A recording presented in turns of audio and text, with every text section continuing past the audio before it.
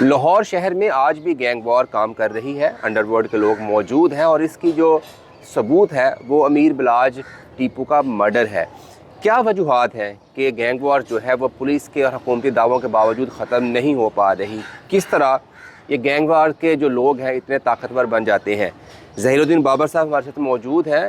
تھوڑا عرصہ قبل ہی نے لاہور پولیس سے ریٹائرمنٹ لی ہے اور ان کو اپنے ساتھ بٹھانے کا مقصد یہ تھا کہ انہوں نے بڑا کام کیا سی آئی اے میں، جو کہ اب آرگنائز کرائم یونٹ بن چکا ہے اور بڑا ٹیکنیکلی چیزوں کو سمجھتے ہیں۔ ظہیر صاحب بہت شکریہ آپ کا۔ کیا وجہ ہے؟ بڑے بڑے ہم نے پولیس والے دیکھے اور انہوں نے کہا کہ یہ ختم کر دیا ہے، لوگ ہم نے باہر سے پکڑ کے لے آئے ہیں، شوٹرز مار دیے۔ سر شوٹر تو آج بھی موجود ہیں۔ بسم اللہ الرحمن الرحیم۔ بڑا خوبصورت سوال کیا آپ نے۔ دیکھیں، گزارش اس طرح سے ہے کہ پولیس آفیسرز جو ہیں وہ ہیں ولنریبل، انہیں اپنی لڑائی فائنلی خود لڑنا پڑتی ہے اور پروٹیکشن اس لیول کی نہیں ہے جو بظاہر لوگوں کو نظر آتی ہے۔ جو police officers gangsters under world کے لوگوں کے ساتھ جنگ کا آغاز کرتے ہیں وہ خود پھر اپنی پرسنل لائف جو ہے وہ کھو دیتے ہیں، ان کی فیملیز جو ہیں وہ خطرات کا سامنا کرتے ہیں، انہیں راستے بدل بدل کے گھر جانا پڑتا ہے۔ اور اس کی بنیادی وجہ یہ ہے کہ گینگسٹرز جو ہیں انہوں نے باقاعدہ طور پہ اپنے ایڈوکیٹس جو ہیں وہ ہائر کیے ہوئے ہیں، وہ اپنے کیسز کو باقاعدہ ایک منظم طریقے سے فائٹ کرتے ہیں، ویئر ایز پولیس آفیسر کو اپنے ساتھ ہونے والے واقعات کے لیے ایک تنہا جنگ کا آغاز کرنا پڑتا ہے، جیسا کہ اس وقت سی آئی اے انڈر ورلڈ پہ کام کر رہی ہے۔ اچھا، آپ کی بات سے یہ تاثر ملا ہے کہ پولیس انڈیویجول کے طور پر آپ نے اس کو پریزنٹ کیا ہے، حالانکہ پولیس تو ریاست کی نمائندگی ہے اور ریاست کے سامنے کون کھڑا ہو سکتا ہے؟ اچھا، یہ بھی الزام آتے ہیں نا، لوگ کہتے ہیں کہ جی پولیس کے لوگ انڈر ورلڈ کے ساتھ ملے ہوتے ہیں، یہ صحیح ہے؟ یہ بات تقریباً 30% کریکٹ ہے۔ اس کی وجہ یہ ہے کہ پولیس آفیسرز بھی خواہشات لے کے چلتے ہیں اور جب آپ انڈر ورلڈ کے ساتھ اچھے مراسم رکھیں گے تو آپ کے معاملات درست رہیں گے، آپ کو پریشانیوں کا سامنا نہیں ہوگا۔ ویئرز جب پولیس آفیسرز یہ دیکھتے ہیں کہ جو انڈر ورلڈ کے ساتھ جنگ لڑ رہے ہیں، جو انڈر ورلڈ کا مقابلہ کر رہے ہیں، جو شوٹرز کے ساتھ جنگ لڑ رہے ہیں، ان کے اوپر پھر بے تحاشا الزامات بھی لگتے ہیں، اور کس کا منہ بند کریں گے آپ؟ جب آپ کسی شوٹر کو اس کے منطقی انجام تک پہنچاتے ہیں تو آپ پہ سب سے بڑا الزام یہ لگتا ہے کہ پولیس نے یہ جو کام کیا ہے یہ کسی کے ساتھ مل کے کیا ہے، یہ پولیس نے ناجائز زیادتی کر دی ہے، جبکہ ایسا نہیں ہوتا۔ وہ لوگ جہاد کر رہے ہیں، وہ انڈیویجول جہاد کر رہے ہیں جو گینگ وار کے خاتمے کے لیے اپنی جان ہتھیلی پہ رکھ کے لڑ رہے ہیں۔ لاہور کا جو گینگ وارز ہیں یہ کتنا مختلف ہے کراچی سے؟ کراچی میں تو ہم نے دیکھا کہ سڑکوں پہ چوراہوں میں لوگ قتل ہو رہے ہیں، لیکن اگر آپ تھوڑا سا ڈیپلی انالائز کریں لاہور کی سچویشنز کو بھی تو لاہور میں بھی ایسے ہی ہے۔ آپ کے پاس اگر پیسے دے کہ آپ شوٹر ہائر کر لیں، بندہ مار دیں، تو کتنا ڈفرینٹ ہے کہ کیا ریٹنگ دیں گے؟ ہاں بالکل، آپ نے یہ بھی بہت خوبصورت سوال کیا ہے۔ کراچی اور لاہور زمین آسمان کا فرق ہے۔ ٹھیک ہے۔ کراچی میں پولیس جو ہے وہ انڈر ورلڈ کے ساتھ بالکل ایک جان ہو کے چلتے ہیں، وہ آپ یہ سمجھ لیں کہ وہ دو الگ مختلف لوگ نہیں ہیں، پولیس اور گینگسٹرز ایک ہی ہیں۔ ویئرز جو لاہور ہے، بالخصوص آپ لاہور نہ کہیں، آپ پنجاب کہہ لیں، ٹھیک ہے، پنجاب میں گینگ وار جو ہے وہ اس طرح کی گینگ وار نہیں ہے جیسی ممبئی میں اور کراچی میں ہے۔ کراچی میں چونکہ انٹرنیشنل رابطے بہت زیادہ ہیں اور وہ تمام گینگز انٹرنیشنل گینگز کے ساتھ ملے ہوئے ہیں اور وہ ایک ہی سمت میں چل رہے ہیں۔ اگر ممبئی میں کوئی گینگسٹر ہے تو اس کا براہ راست رابطہ کراچی کے ساتھ ہے۔ لاہور کے حالات بالکل مختلف ہیں۔ یہاں چند گنے چنے لوگوں کو اگر آپ کہیں کہ وہ انٹرنیشنلی انوالو ہیں تو وہ درست ہوگا، لیکن اوور آل ایسا نہیں ہے۔ یہاں پہ جو گینگز کام کر رہے ہیں وہ اپنی ذاتی دشمنیوں کو لے کے آگے چل رہے ہیں۔ کراچی میں ایسا نہیں ہے، کراچی میں کوئی دشمنی نہیں ہے، اگر کوئی دشمنی ہے تو وہ انٹیریئر سندھ میں ہے، कराची में पैसे के लेन देन पे दुश्मनी जन्म लेती है। ठीक है। कराची में गैंगस्टर्स हायर किए जाते हैं अपने बिजनेस को बढ़ावा देने के लिए, ठीक। अपने बिजनेस को कामयाब करने के लिए आप गैंग्स का सहारा लेते हैं। लाहौर में कदीम दुश्मनियाँ चली आ रही हैं, ख़ानदानी दुश्मनी है जो 70 साल से चली आ रही हैं, कोई 40-42 साल से पुरानी दुश्मनी चली आ रही है, वो ख़ानदानी दुश्मनियाँ हैं। ख़ानदानी दुश्मनियों में अपने दुश्मन को सफ़ा हस्ती से मिटाने के लिए शूटर्स हायर किए जाते हैं। ट्रक्का वाला फैमिली और बट फैमिली के दरमियान जो दुश्मनीदारी, जिसको अभी तकरीबन 4 दहाइयाँ होने वाली है, इसको आज ज़िंदा रखने में आप समझते हैं कि लाहौर पुलिस ज़िम्मेदार है? देखें ना, वो दोनों पार्टियों के फोर्सेस के लोग भी उनके साथ अच्छे रिलेशंस में हैं, दोनों के रिश्तेदार भी फोर्स में हैं। मैं पुलिस डिपार्टमेंट को डिफेंड नहीं करूँगा। ठीक है। अब इस वक्त जो मौजूदा हालात हैं, मौजूदा हालात में गैंगस्टर्स के साथ लाहौर पुलिस के मरासम नहीं है। ठीक है। लेकिन अब से कोई 15 साल पहले, 20 साल पहले बिल्कुल थे। वो लोग अब मौजूद नहीं हैं जिनकी ज़ाती दोस्तियां थीं। अभी अगर आप अमीर बालाज की बात करते हैं तो अमीर बालाज के दादा और अमीर बालाज के वालिद बिल्ला ट्रक्का वाला और टीपू ट्रक्का वाला, वो तो पुलिस के साथ बिल्कुल एक दोस्ती, क्या आप कह लें कि फैमिली की तरह उनके ताल्लुकात थे। और टीपू ट्रक्का वाला जो है उसको मुकदमा कत्ल से बरी किया गया, उसको मुकदमा कत्ल से खारिज किया गया, उसकी वजह भी पुलिस के साथ ज़ाती ताल्लुक़ थे। लेकिन आज ऐसा नहीं है।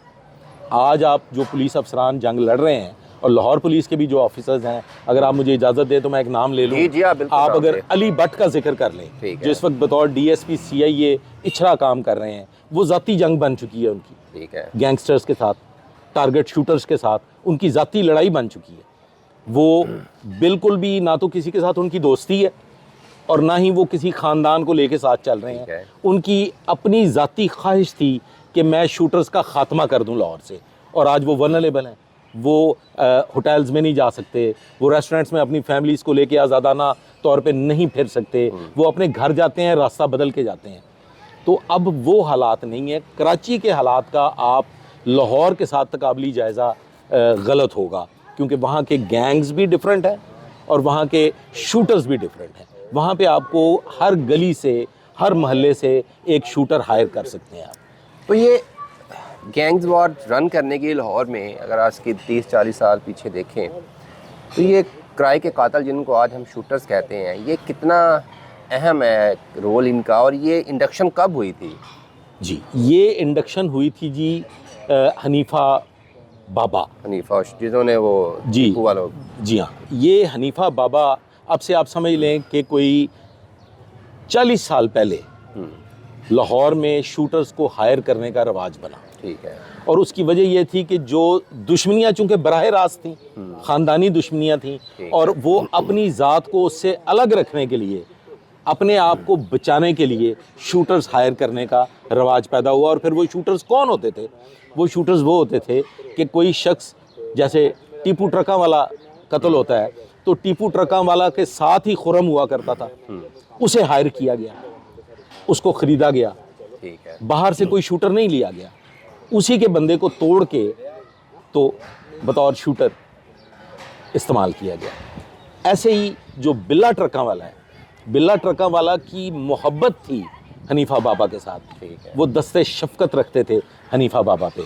लेकिन एक मामूली सी बात कि जिसमें बिल्ला ट्रक्का वाला ने अपने बेटे टीपू ट्रक्का वाला को बचाने के लिए तमाम तर इल्ज़ाम हनीफा बाबा पे आयद किया, लेकिन वो ये जानता था कि मैं हनीफा बाबा को बचा लूँगा। उसने अपने बेटे को पहले बचा लिया और बाद फिर उसने हनीफा बाबा को भी बचाया, उनको भी वो जेल से लेके आया, अपने घर रखा। लेकिन हनीफा बाबा के दिल में वो एक दुश्मनी ने जन्म ले लिया कि हम जेल काट के आए, और वही रिज़ल्ट निकला कि फिर जो टीपू ट्रक्का वाला के दुश्मन थे, जो टीपू ट्रक्का वाला के ख़ानदानी दुश्मनी थी, उसको हायर कर लिया हनीफा बाबा को, और हनीफा बाबा के ज़रिए फिर टीपू ट्रक्का वाला को जो है वो नुकसान पहुंचाया गया। एक शूटर्स के लिए प्रैक्टिस बड़ी अहम है। कहाँ पे होती है प्रैक्टिस लाहौर में? इतनी गोली चले तो पुलिस को पता चल जाता है, तो जहाँ पे हज़ारों गोलियाँ चलती हैं पुलिस के इल्म में नहीं होता। देखिए, एक आम आदमी के लिए वेपन्स तक रसाई मुश्किल है, बहुत मुश्किल काम है, लेकिन ये जो गैंगस्टर्स हैं, जो शूटर्स हैं, ये देहाती इलाकों में, हमारे लाहौर के गिरदोनवा में भी ऐसे देहात मौजूद हैं। अब अगर मैं यहाँ पे एक निशानदेही करूँ कि काना के इलाका में एक शूटिंग रेंज है, अच्छा, वो एक पॉलिटिकल लीडरशिप की जो सबका एक पॉलिटिकल लीडरशिप, शायद अब इस वक्त वो जेल में है, उनका फार्म है, और उनके फार्म पे बाकायदा एक शूटिंग रेंज है, और उस शूटिंग रेंज पे आप बाआसानी टारगेट प्रैक्टिस कर सकते हैं।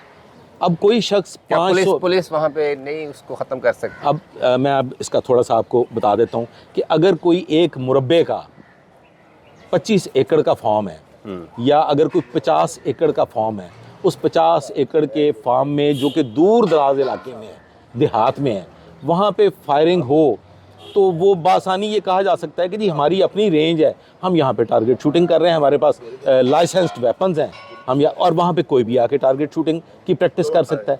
महंगा शौक है पुलिस को शायद, और पुलिस में भी जो प्रैक्टिसिंग है वो बहुत कम है। पुलिस में भी चंद लोग हैं जो टारगेट शूटिंग की बाकायदा प्रैक्टिस करते हैं, जो वेपन हैंडलिंग की बाकायदा प्रैक्टिस करते हैं, क्योंकि ये एक महंगा शौक है। पुलिस ने 10 गोलियां आपसे चलवा ली साल के बाद, और वो भी रिकॉर्ड रखना है, और उसका भी आपने रिकॉर्ड मेंटेन करना है, और उसके मुकाबले में जो टारगेट शूटर्स हैं, जो जिन्हें आप गैंगस्टर्स कहते हैं, वो एक एक दिन में 500-500 गोली की प्रैक्टिस कर लेते हैं।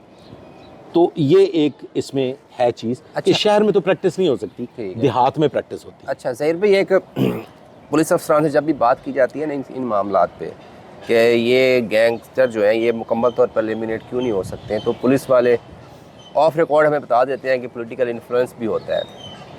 अब आप क्या समझते हैं कि ये जो गैंग वार की मौजूदगी है या उसको ज़िंदा रखने में जो सियासी असर और रसूख है, सियासी जमातों के साथ इन गैंगस्टर्स का इत्तेहाद है, उनमें शमूलियत है, ये कितना ये 100% है जी। ठीक है, ये 100% है, और उसकी वजह है, उसकी वजह ये है कि हमारे यहाँ पे आपको अपनी हिफाजत के लिए, ठीक है, अपनी प्रोटेक्शन के लिए सहारा लेना पड़ता है सिक्योरिटी का, और सिक्योरिटी भी फिर आपको चाहिए होती है जो आपकी वफादार भी हो। तो वो वफादार सिक्योरिटी हासिल करने के लिए गैंगस्टर्स, शूटर्स, इश्तिहारी मुजरमान, उनको पनाह दे के उनको अपने साथ रखा जाता है। अच्छा ज़हीर भाई, मेरा एक सवाल आपसे ये है, जो हालिया इंसिडेंट हुआ है अमीर बिलाज के मर्डर के हवाले से, तो एक हमदर्दाना लोगों का जो सेंटीमेंट्स हैं वो टुवर्ड बिलाज हमने देखे हैं, और एक इम्प्रेशन ये जनरेट हो रहा था कि बिलाज शायद दुश्मनीदारी नहीं चाह रहा था, तो उसको ये विरासत में मिली थी।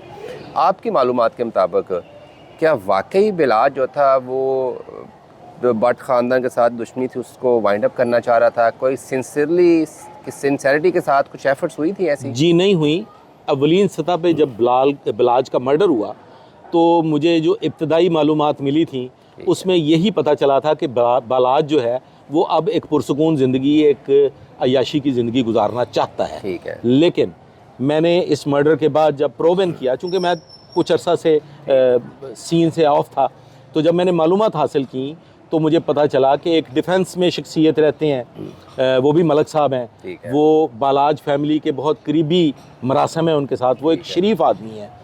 उन्होंने बालाज की मिन्नतें की कि इस दुश्मनी को ख़त्म कर दो और एक पंचायत करके इस मामले को अब आप अपनी ज़िंदगी को पुरसुकून बना लो। इसी तरह से एक और मलक साहब हैं जो अल्लामा इकबाल टाउन के इलाके में रहते हैं, उन्होंने भी भरपूर कोशिश की कि ये लोग अब सुलह सफाई की तरफ चले जाएं, क्योंकि बालाज के जो दुश्मन हैं वो बहुत कदामत पसंद दुश्मन है। ठीक है। और वो अपनी रवायात को साथ लेके चल रहे हैं, वो दुश्मनियों में सुलह नहीं करते, और बालाज ने ऐसी कोई भी कोशिश नहीं की कि ये दुश्मनी ख़त्म हो।